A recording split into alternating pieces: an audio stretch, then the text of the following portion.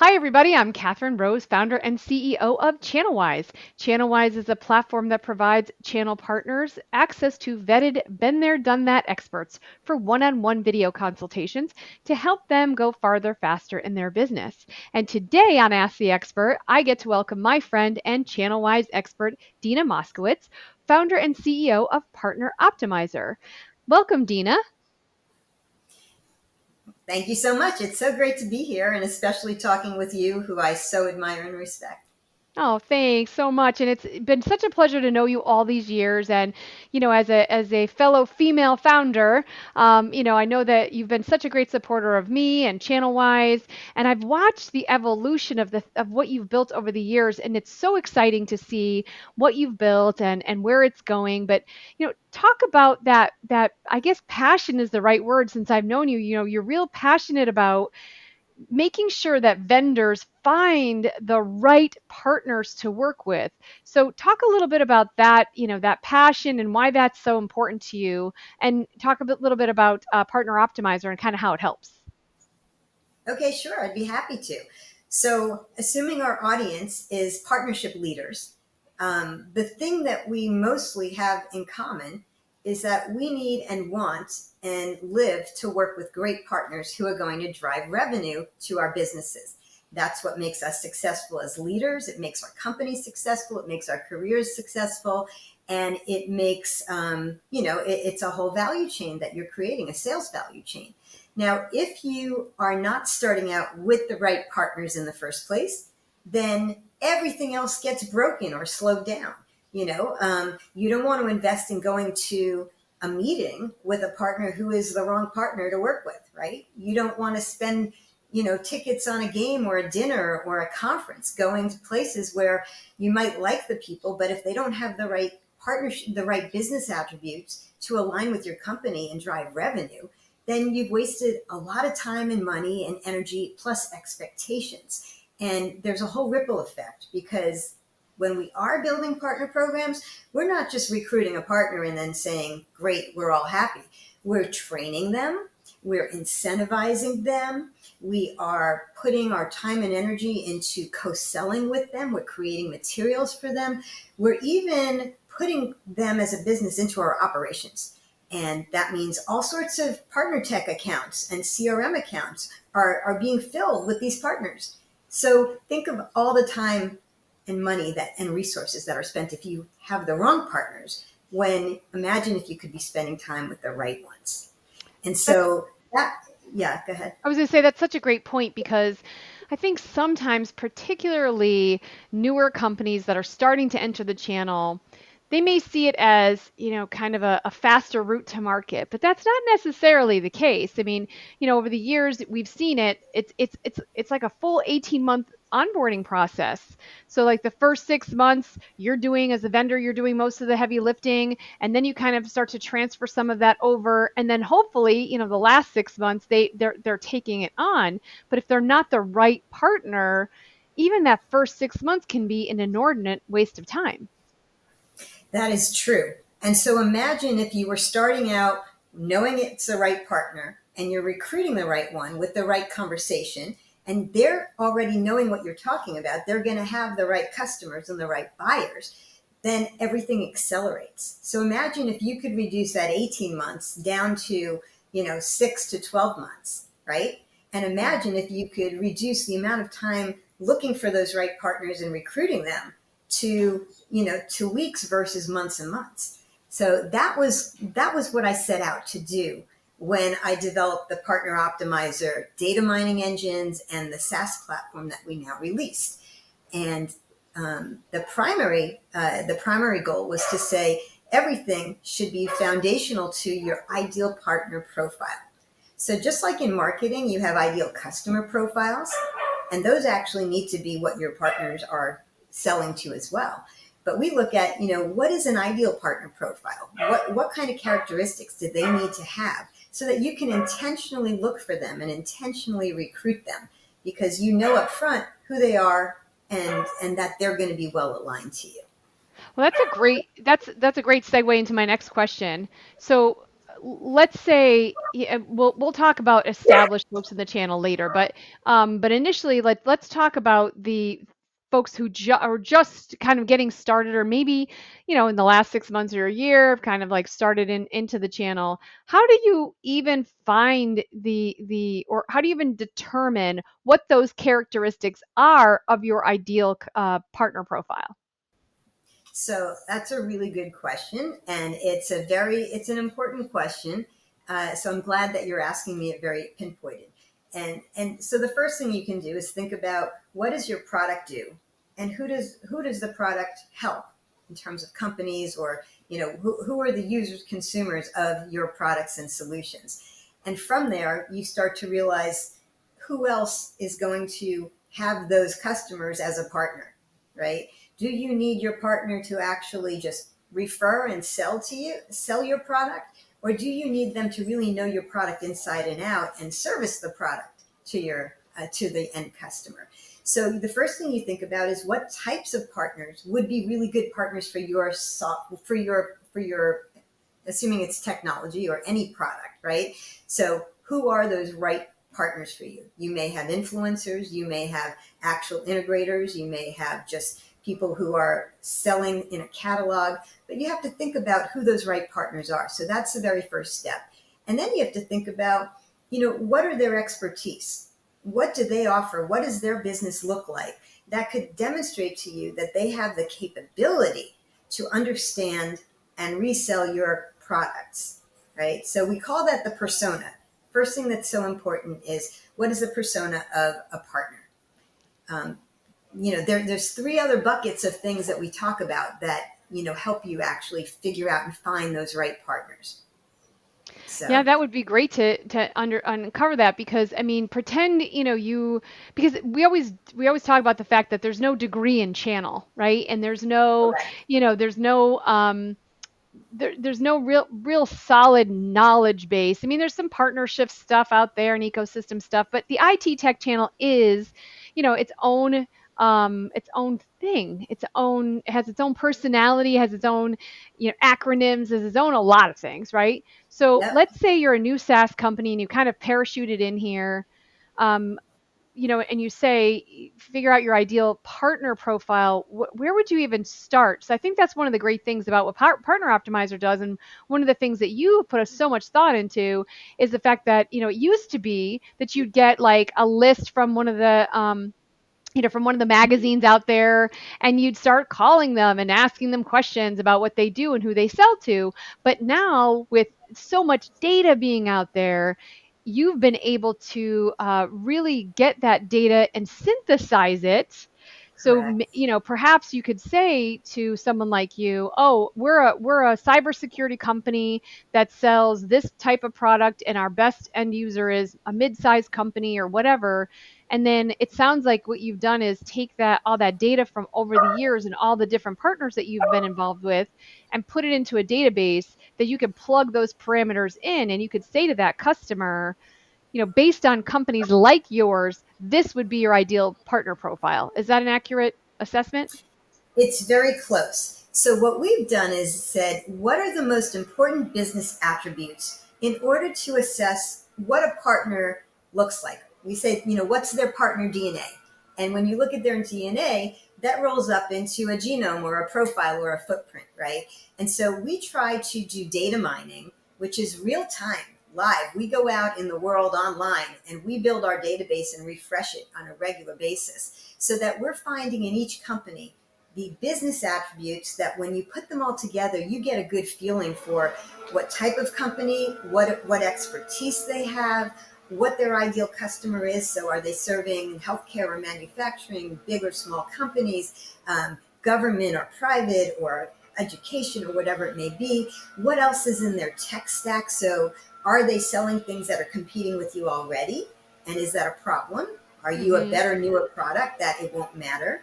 Or are they selling things that are synergistic and adjacent and complementary to what your solution is, so that you can then go in and know that they have the right customers, and they already are selling the right tools in order to be able to sell yours as well.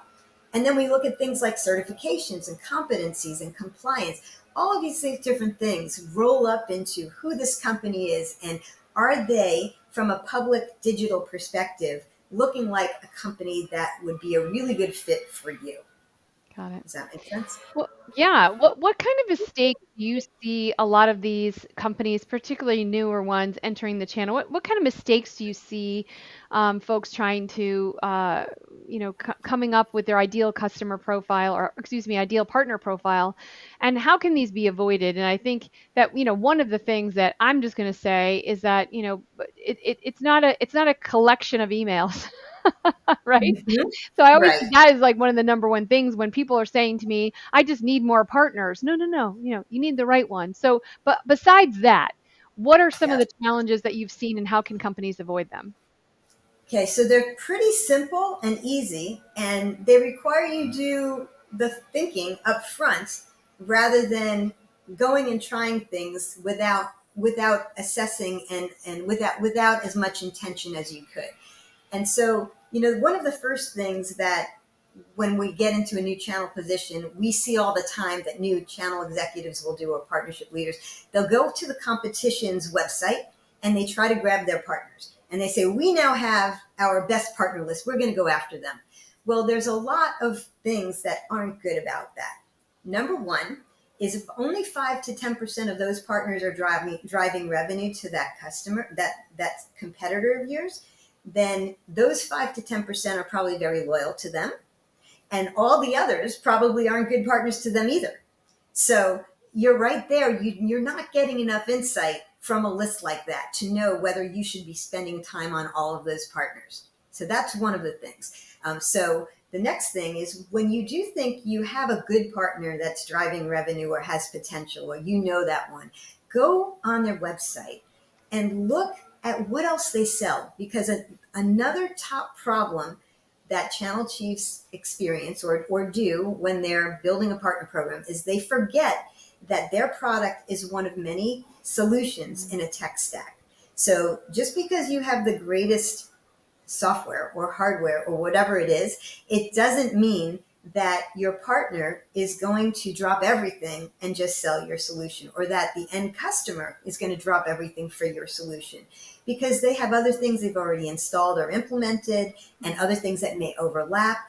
And so it's super important to know where you fit. And instead of being so tunnel vision that you don't realize that when you know who's in your tech stack, you can go partner with those people in your tech stack. You can create the rapport and the co-selling. You can reach out to your partners much more intelligently and say, I have something that's going to actually be a great add-on that you can get more revenue per customer with. So really understanding that you are not the only product in the room is critical. And knowing who else is in the room with your partners and who is most in the room is really super important. So you touched on really something that's very important, as you mentioned that if you go to a competitor's or what you deem as perhaps the competitor's website, and you kind of scrape all their partners, you might think that that's a good strategy, but only 5 to 10% of those folks are going to be transacting with that company anyway, and they're probably already really loyal. And then the other thing is what we talk a lot about in the channel. I guess it's kind of a sales accepted thing anyway, but particularly in the channel, that Pareto principle, 80% of your revenue comes from 20% of your customers or partners. And I always think it just sounds like it's a fait accompli, right? Like that's just the way it is. And I don't believe that personally. And I know that's something that really drives you too. It's like, if you know that you spend so much money onboarding these people. I mean, even the time it takes you to scrape a Recruiting them. thousand partners, right, from someone else's website, it's still time. And if you're doing that and you're not getting the return, it's such a waste, right? It's Yeah. such a Well, it's think such a about it. waste of time. Yeah. So if one good partner to you can actually drive, 5 to 6 or 7 figures in revenue, why be so stingy and why be so unintentional up front? In the same way that direct sales has their account-based target marketing, don't you want to focus on quality versus quantity? And Right. once you start to do that, it's amazing because the conversations that you have are so much easier. The relationships you build are better because they get your product and they have the right customers. And so instead of having 20 channel salespeople, what about having a few good ones that are focused on the really good partners and doing everything they possibly can to convert those partners, because you know that they're the right ones to invest in, right? So for those companies already in the channel, right? And we know lots of them that perhaps already have hundreds, thousands, and even in some cases hundreds of thousands of partners globally. Mhm. How often should those people think about reevaluating their ideal partner profile? And what indicators would you say would prompt this reevaluation? So, in a general sense, rather than talking about specifics or industries or whatever, I think that it's very important, especially because it's so easy to do now in a data driven perspective, that you could revisit them once a quarter. Obviously, that once a year, you want to do it in a bigger way and have your stakeholders contributing. But then you can revisit, is anything trending off or new or different as you recruit new partners who are coming in? What do they look like? And are they driving revenue? And how do they compare to your original best partners? Because you will start to see trends like that that really make a difference. And then that changes what you talk about, then you know what they care about. And so here's a good example of a couple good examples. One is if you're in cybersecurity, because you mentioned that before. Well, 2, 3 years ago, zero trust and AppSec, those were never even talked about by partners. They didn't really have those solutions, or it wasn't a brand coin term or a competitive advantage or anything. And so back then, that really wasn't a big deal. But finding those partners early on who were talking about it would have been diamonds to have, because they already tuned in. If you're a cybersecurity company with a special new technology, they're tuned in. So you'd want to find those who are talking about it. Now they're all talking about it. So, as you're introducing and seeing new concepts, new technologies coming to market, being able to see if your own partners are adjusting and adopting to them is really valuable to find. And also to pay attention to when they are starting to talk about it, because are they talking about your brand or not? So if you are actually have a nice big channel already, you can learn more about segmenting by looking at your best partners and all of your partners and figuring out, do your partners who sell into one sector or vertical actually have different tech stacks than the other sector who's focused on manufacturing? What are the things that they have most in common? And are you seeing any groups? Because then you can better segment, you can better productize, you can better market to and with them. So there are so many insights now that you have access to the data that you can be way more strategic and intentional. So regardless of which method you use, I guess the point is you should definitely be measuring and monitoring. Some of these ones I talked about that have like hundreds of thousands of partners. These are legacy channel vendors, and those folks may not even be MSPs or even going into the future of what you may be looking at into the future, and they're just legacy partners that have just kind of been on your, on your line card, I guess, or on in your company. So really the idea is making sure, just like when you're looking at account-based marketing or any kind of targeted strategies on the marketing side, you're really looking at the same kind of data set and points that you want for your partners. And even more so because if you're a direct consumer company, it is maybe in some ways a numbers game. I mean, there's a persona and everything, but you could potentially run through a number of different scenarios and a number of different folks. But with partners, there's a finite number of them. There's a finite number of good ones, and those are the ones, of course, that you want. So, Well, so so there talk. are, but there are always new ones coming in. So Yeah, there are ones leaving as well, and it's really important to keep your database updated so you don't waste time on the dead ones, right? Who wants to be dating a dead partner or partner prospect? But then there's also, the new coming in ones who are modern, who are operationalized based on new technologies, who are maybe right. open to your new technologies. Those are critical. And here's a funny example. This is where data is so helpful. So there's an expression: what you pay attention to determines what you see, right? So if you bought a white car, all of a sudden you see all the white cars on the road. Yep. But it means you're also probably missing seeing all the red cars. So what you pay attention to determines what you miss. So If you are looking for your best partners and you're convinced they're MSPs and you're only looking for those, that's fine. But we found a company that came to us and said, here's our best partners. We want to find ones that look like that. Well, the engine said, most of these best partners are marketing themselves as virtual CIOs. Oh, Well, interesting. that was an epiphany, right? Because who would have thought that here's a whole set of best partners and they're talking as if they're a virtual CIO.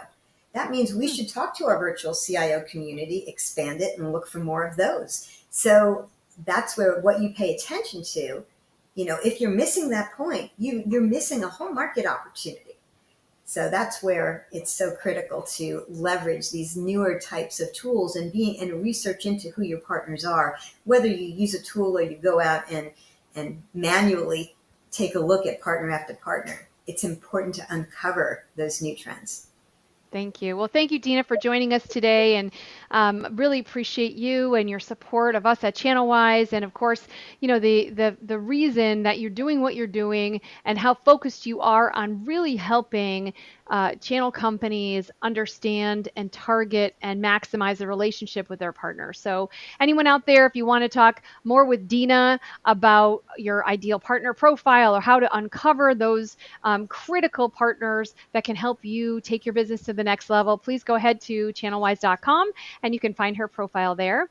And we'll go ahead and put the link into the chat here on the live so you can go access it directly. And of course, if you have any other questions around building a channel, growing your channel, channel marketing, etc., we have a lot of experts on the ChannelWise platform all ready to help you or your partners go farther, faster in your business. Thanks again, Dina, and until next time, everyone.